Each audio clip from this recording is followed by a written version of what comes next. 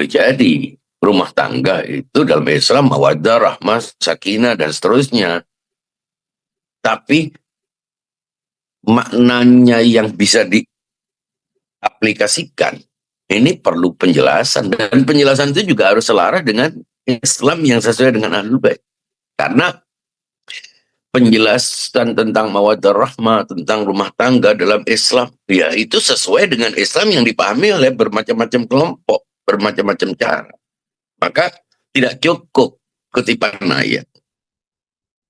Tidak cukup narasi-narasi tentang rumah tangga. Bahwa rumah tangga Islam itu harus begini. Itu harus dengan fakta. Itu kadang tidak berhubungan.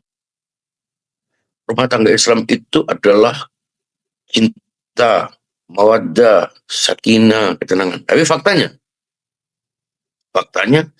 ya, dalam komunitas kita saja itu banyak problem-problem.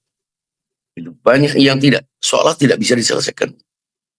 Seolah semuanya itu harus memihak salah satu. Kita kadang-kadang kalau mendengarkan ada satu masalah kelompok, ya tergantung siapa yang lebih dulu sampai ke telinga kita, dan kita memihak. Tanpa kehati-hatian.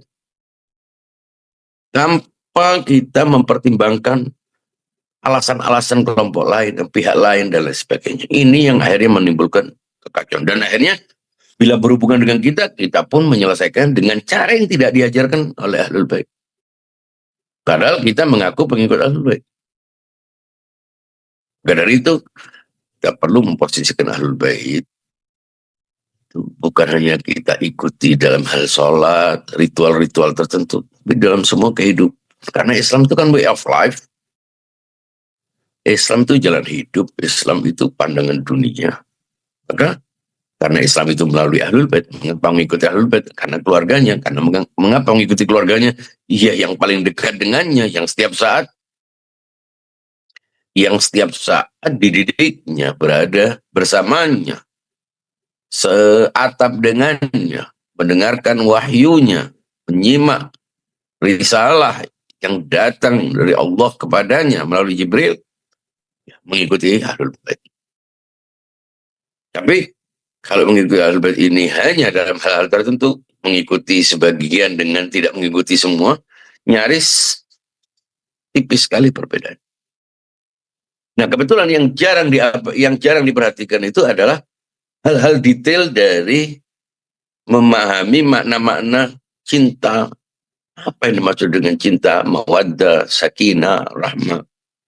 Apa juga yang dipahami tentang keluarga dalam konteks Ahlul. Apakah hanya begitu saja seperti umumnya orang lain? Karena kita lihat problemnya hampir sama dengan orang lain. Ya, dengan yang tidak mengikuti Ahlul Bait, dengan yang tidak mengikuti Islam. Sama. Kalau cerai itu harus permusuhan sampai menjadi korban anaknya, tidak bisa ketemu. Padahal anak memerlukan ayah, memerlukan ibu. Misalnya, atau kalau konflik itu penyelesaiannya tidak sesuai dengan, datang ke orang yang tidak ada hubungannya. Katanya orang yang pintar gimana? Iya pintar karena orangnya itu bisa menebak. Dalam Ahlul Bait ilmu itu tidak bisa diukur dari orang hanya karena dia sembunyi bertahun-tahun di kamarnya kemudian dianggap ahli ilmu atau klaim. Karena dianggap orang banyak menganggap dia orang yang tahu gaib. Tidak ada. Semuanya harus terverifikasi. Semuanya harus kembali. Itu apakah ini sebab dikenal Ustadz? Tidak cukup. Apakah dia kompeten dalam bidang apa? Oh, ini berhubungan dengan hukum fikih. Hukum fikih itu ada yang memang recommended, orang yang kredibel, tidak sekedar karena dia mau menjawab kemudian dia berarti sudah ahli. Dan itu yang membuat komunitas kita tidak konsisten, tidak berada di garis yang semestinya, sehingga penyelesaiannya berbeda-beda. Yang Ustadz ini ngomong gitu, nanti dia pahamnya juga belum tentu, kadang berbenturan dan lain sebagainya. Maka perlu penataan ulang. Nah, salah satu yang sekarang ia akan digagas dan mudah-mudahan segera bisa diresmikan adalah dibentuknya lembaga al-ahwal asyakhsiyah, mediasi fikih dan sosial terkait dengan problem hubungan antar individu, terutama dalam rumah tangga. dengan persoalan-persoalan apapun, persoalan penjodohan, persoalan pembagian tugas, persoalan ekonomi yang akhirnya menimbulkan masalah, persoalan nafkah lahir, nafkah batin, bagaimana ukurannya dan apa tolok ukurnya, itu semuanya akan diselesaikan. Dan konsultasi itu karena bersifat personal, setiap orang punya masalahnya sendiri, hukumnya sudah jelas. Tapi penerapannya, identifikasinya itu berbeda-beda. Sehingga setiap orang punya masalah sendiri-sendiri. Dan majelis taklim yang menolong ceramah tidak selesai di situ. Agama harus menjadi solusi ke setiap individu. Perlu konsultasi.